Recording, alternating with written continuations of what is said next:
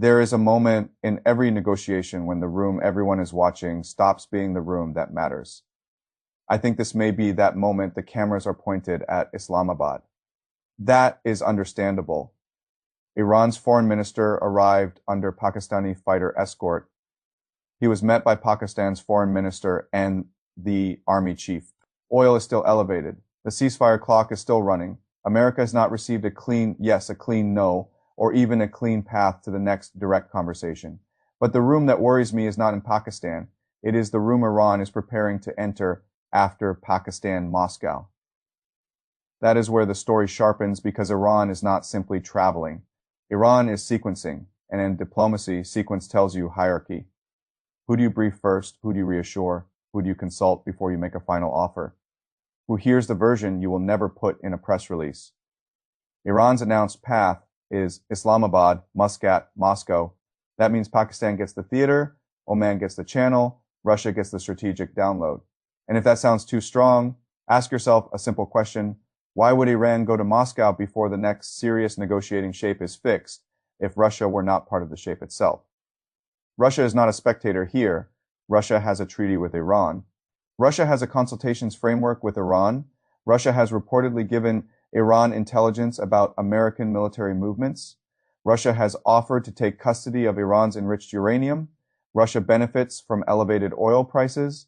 Russia benefits from America being locked into a Middle East crisis. Russia benefits if the final peace architecture cannot function without Moscow.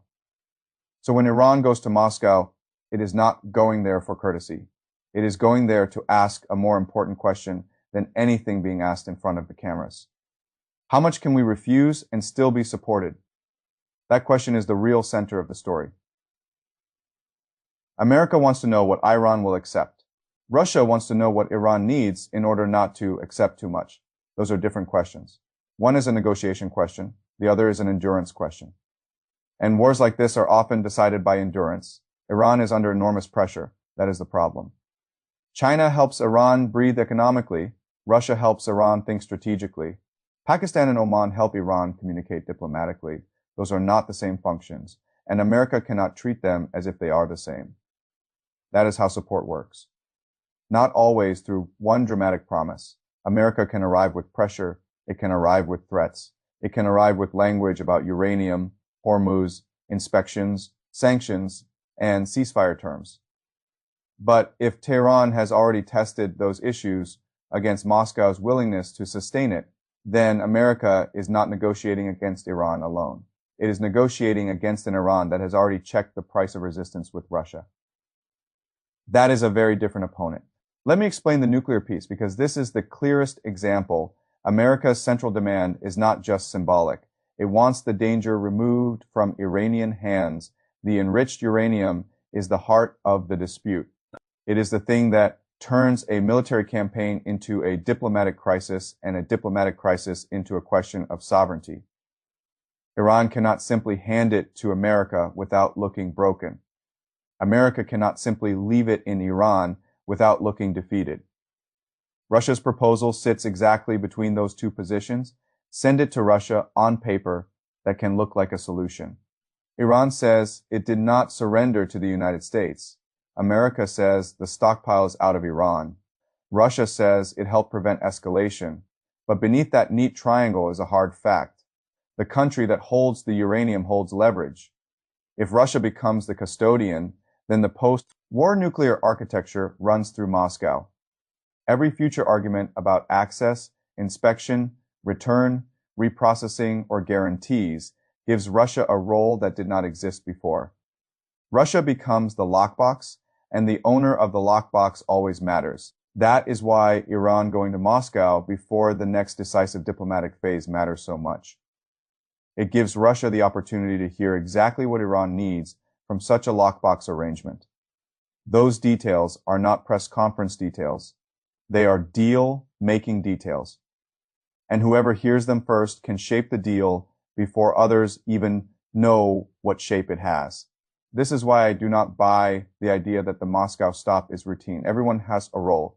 But Russia may have the most valuable role because it can offer Iran a path between capitulation and escalation. That path is not free. If Iran takes it, Russia gets influence over the settlement. If Iran refuses America with Russian backing, Russia gets influence over the standoff. Either way, Moscow is positioned to matter. Watch how this could unfold. Path 1 is the managed compromise. Iran goes to Moscow. Russia, here's the real bottom line. Moscow adjusts its uranium offer to give Tehran enough dignity and Washington enough security language. Pakistan carries messages. Oman keeps the indirect channel clean. America accepts a formula that removes the immediate nuclear risk, but leaves Russia in the architecture. The world calls it de-escalation, markets rally, politicians claim victory. But the real winner is the power that became necessary to make the compromise acceptable. That power would be Russia.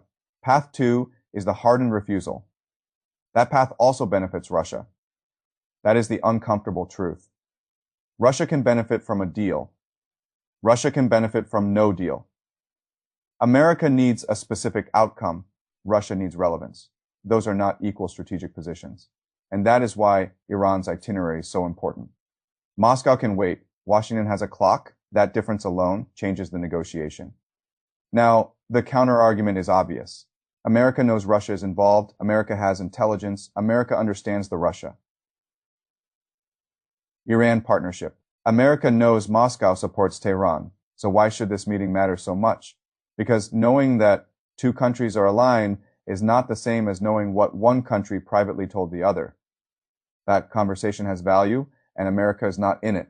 That is the whole problem.